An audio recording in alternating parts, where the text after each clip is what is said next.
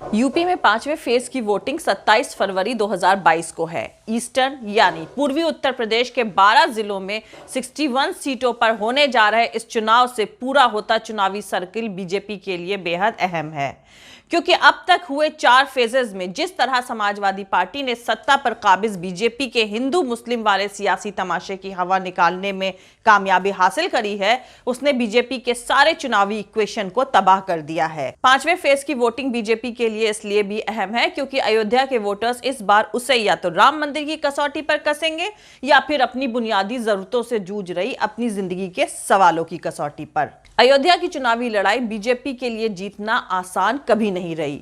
अयोध्या अक्सर बीजेपी की मुश्किलें बढ़ाती रही है। इस सीट पर कम्युनिस्ट विधायक तक अपनी जीत दर्ज करा चुके हैं, इसलिए अयोध्या के वोटरों का दिमाग कब पलट जाए कुछ नहीं कहा जा सकता है। अयोध्या में इसकी झलक देखने को मिली। चीफ मिनिस्टर योगी आदित्यनाथ के अयोध्या में हुए रोड शो में इतनी भीड़ नहीं थी जितनी उसी अयोध्या में अखिलेश यादव के रोड शो में देखने को मिली।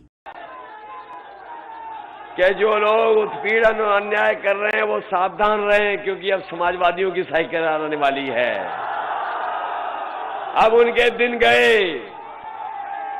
और जब बाबा जी घर जा रहे हैं गोरखपुर, हमने भी उन्हें बता दिया कि काका गए हैं तो बाबा भी जाएंगे।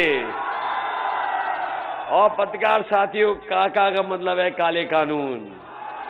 चले गए काले कानून के, नहीं चले गए। और बाबा जी ने तो हवाई जहाज की टिकट भी बुक कर ली 11 तारीख की। हम कहेंगे बाबा जी जब घर जा रहे हो तो गुल्लू के लिए बिस्कुट भी लेते जाना। ये गुल्लू जानते हो कौन है?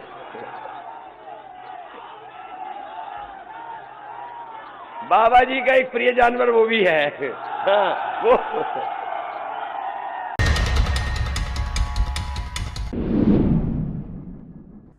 अब तो इलेक्शन कमीशन ने रैलियों और रोड शो में अनलिमिटेड तादाद में लोगों को बुलाने की छूट भी दे दी है, लेकिन इसके बावजूद बीजेपी नेताओं के रोड शो में भीड़ न जुटना क्या मायने रखता है, मुझसे बेहतर आप समझ सकते हैं। खैर, उत्तर प्रदेश में पांचवें फेज के बाद छठे फेज का चुनाव 3 मार्च 2022 को और आखिरी यानी 7वें फेज की वोटिंग 7 मार्च को होगी। नतीजे 10 मार्च को आएंगे। अब तक 4 फेजेस में चुनाव कमोबेश पीसफुल ही रहे हैं, लेकिन ईवीएम को लेकर अवाम और सियासी दलों में सवाल अभी भी बना हुआ है। चुनाव के इतने लंबे फेज में होने के बावजूद इलेक्शन कमीशन ठीक से ईवीएम का इंतजाम नहीं कर पाया है। तमाम जगहों से शिकायतें हर फेज में आती रही हैं ईवीएम को लेकर, और इसीलिए इलेक्शन कमीशन का पूरा कामकाज शक के दायरे में दांव पर लगा हुआ है, खास तौर पर उत्तर प्रदेश को लेकर। दरअसल माना जाता रहा है कि पूर्वांचल उत्तर प्रदेश चुनाव की जान है। यहां के 12 जिलों की सीटों पर हर चुनाव में सियासी इक्वेशन बदलती रहती है। कभी सोशल इंजीनियरिंग हावी हो जाता है तो कभी मंदिर का मुद्दा। कहा जा रहा है कि इस बार सत्ता के खिलाफ लहर भी अपने आप में बीजेपी की सियासी जमीन खिसकाने वाली इक्वेशन साबित हो रही है। तो दोस्तों, उत्तर प्रदेश चुनाव 2022 की लड़ाई अब पूर्वांचल यानी ईस्टर्न उत्तर प्रदेश की तरफ बढ़ चुकी है।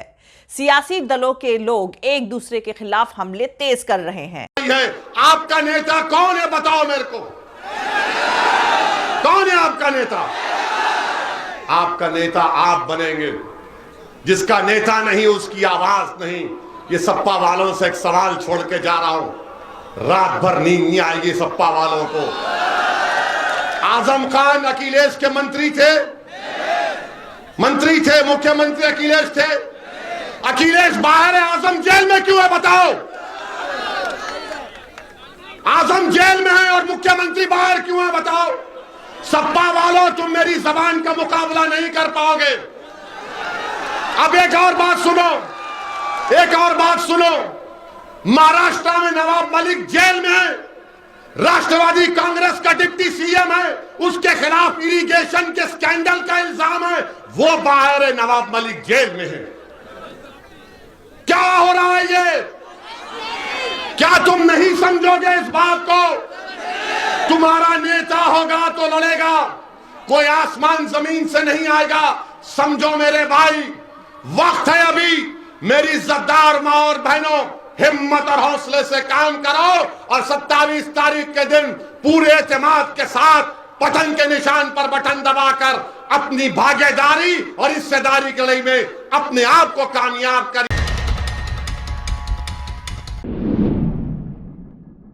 इस इलाके में अयोध्या और राम मंदिर भी है, जिसके जरिए बीजेपी ने अपनी पूरी सियासी इनिंग आगे बढ़ाई है। अवध और पूर्वांचल में सारी लड़ाई 12 जिलों की है, जिसमें अमेठी, अयोध्या, सुल्तानपुर, बाराबंकी और गोंडा अहम हैं। और जो जिले बीजेपी के गढ़ माने जाते हैं वो है अमेठी, रायबरेली, सुल्तानपुर, चित्रकूट, प्रतापगढ़, कौशाम्बी, प्रयागराज, बाराबंकी, अयोध्या, बहराइच और गोंडा।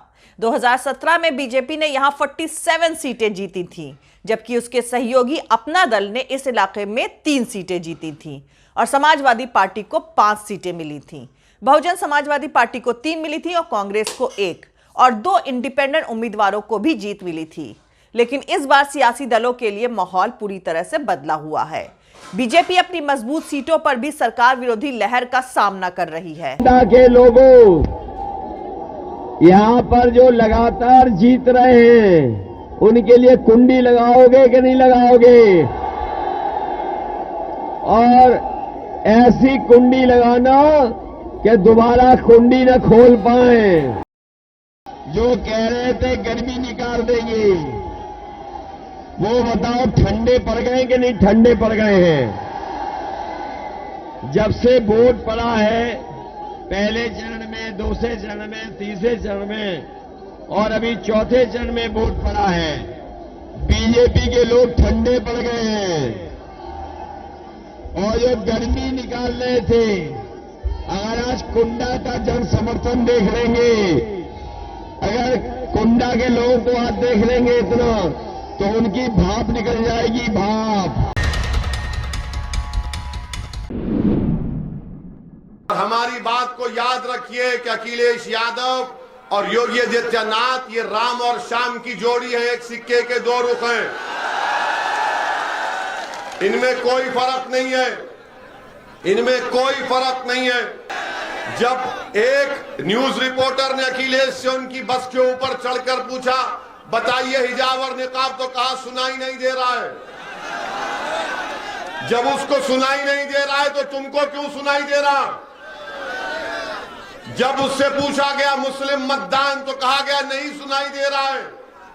जो समाजवादी पार्टी की बात कर रहे हैं, मैं उनसे पूछना चाह रहा हूं, मोहब्बत एक तरफा नहीं होती, 2 तरफा होना चाहिए मोहब्बत। ये एक तरफा मोहब्बत कब तक करेंगे आप? थाली एक हाथ से नहीं बजती, 2 हाथ से ताली बजती है। अगर आप याद रखिए, एक तरफा मोहब्बत आप कर रहे हैं, अखिलेश को आपसे मोहब्बत नहीं है। अखिलेश इस बात को जानते हैं कि आप उनके कैदी हैं। इनको योगी मोदी का डर दिखाओ, ये डर कर वोट देंगे मुझे। हम आपसे क्या कह रहे हैं? डर की बुनियाद पर नहीं, उम्मीद की बुनियाद पर शेर अफगान के पतंग के निशान पर बटन दबाइए। एक तरफा मोहब्बत अब नहीं चलेगी, एक तरफा मोहब्बत। अच्छा, यहाँ कितने नौजवान हैं, कभी तुमने जिंदगी में मोहब्बत की? एक तरफा होती है मोहब्बत। अच्छा, यहां जितने लोग आए, आपकी गाड़ी में पेट्रोल डलाए किसी ने पैसे देकर? किसी ने आपको पैसे देकर बुलाए? नहीं ना। You love me, I love you also. ये है 2 तरफा मोहब्बत। समाजवादी बसपा की रैली में, ए लाला दे पेट्रोल डाल गाड़ी, बसपा की रैली में राशन मिलेगा, यहां कुछ नहीं है, यहां मोहब्बत है, दिल का मामला है। 2 साइड लव अफेयर, इसको इश्क बोलते हैं। इसीलिए हम कह रहे हैं कि हमारे जाने के बाद इबलीस की औलाद आके बोलेगी ये मोहब्बत ज्यादा बढ़ने मत दे। समाजवादी पार्टी ने 2012 में इस इलाके में अच्छी जीत हासिल करी थी, लेकिन 2017 में वो बीजेपी से हार गई थी। इस बार उसे उम्मीद है कि वो अपने गढ़ से बीजेपी की जुमलेबाजी को खत्म कर देगी, जबकि बीएसपी अभी भी किंग मेकर बनने का ख्वाब देख रही है। इन 12 जिलों में वोटरों पर बीजेपी का दबदबा रहा है। अयोध्या में राम मंदिर, जिस पर 1990 के दशक में बीजेपी सत्ता में आई थी, उसका एक बड़ा रोल रहा है। अगस्त 2021 में शुरू हुआ राम मंदिर का कंस्ट्रक्शन बीजेपी को फायदा दिला सकता है। चीफ मिनिस्टर योगी आदित्यनाथ ने अयोध्या में अपनी एक रैली में कहा था कि जिन लोगों ने कार सेवकों पर गोलियां चलवाई, क्या वो राम मंदिर बनवाते? बीजेपी ने इस बार मंदिर के मुद्दे को बरकरार रखा है, लेकिन 2017 और 2019 की तरह जोर शोर से नहीं।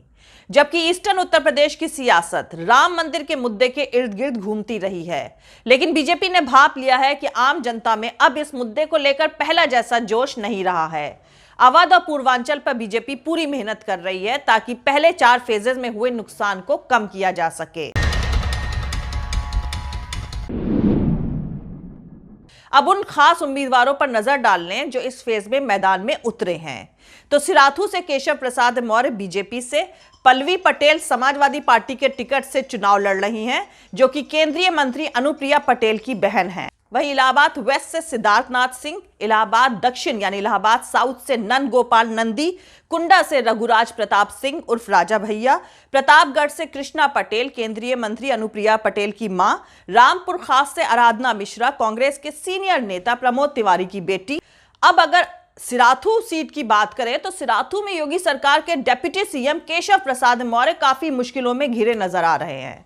समाजवादी पार्टी उम्मीदवार पल्लवी पटेल को जिताने के लिए खुद अखिलेश यादव और दूसरे समाजवादी पार्टी नेताओं ने सिराथू के कई दौरे करे हैं।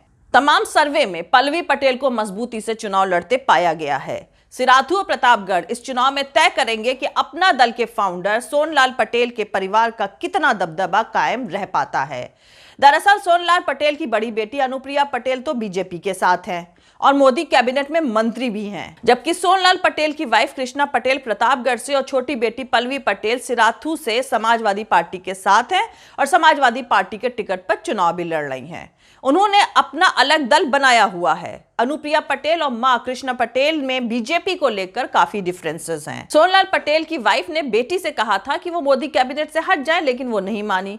इसके बाद कृष्णा पटेल ने अपना दल अलग बना लिया और समाजवादी पार्टी के साथ गठबंधन कर लिया, लेकिन चुनाव वो समाजवादी पार्टी के टिकट पर ही लड़ रही हैं। वहीं इलाहाबाद वेस्ट से योगी कैबिनेट के मंत्री सिद्धार्थनाथ सिंह और इलाहाबाद साउथ से नंद गोपाल नंदी राजनीति के मंझे हुए खिलाड़ी हैं।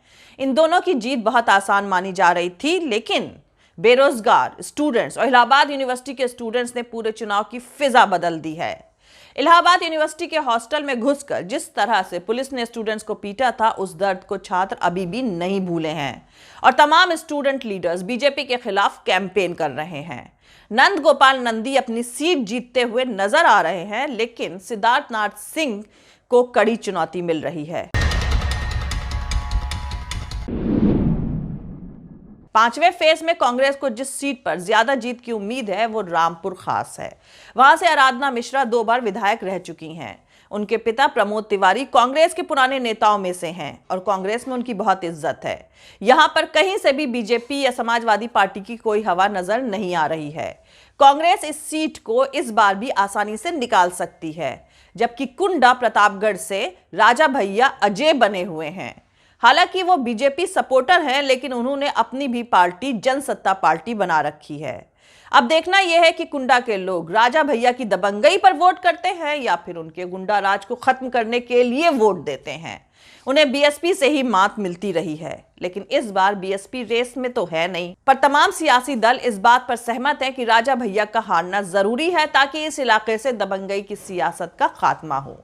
वहीं दूसरी तरफ जानकारों का मानना है कि पूर्वांचल के इलाकों में मायावती की बीएसपी को बट्टे खाते में डालना बेवकूफी होगा, क्योंकि पार्टी के पास कभी यहां एक अहम वोट बैंक हुआ करता था। हालांकि मायावती इलेक्शन कैंपेन के शुरुआती दौर में एक्टिव नहीं रही, लेकिन पार्टी अभी भी कई सीटों पर खेल बिगाड़ने का दम रखती है।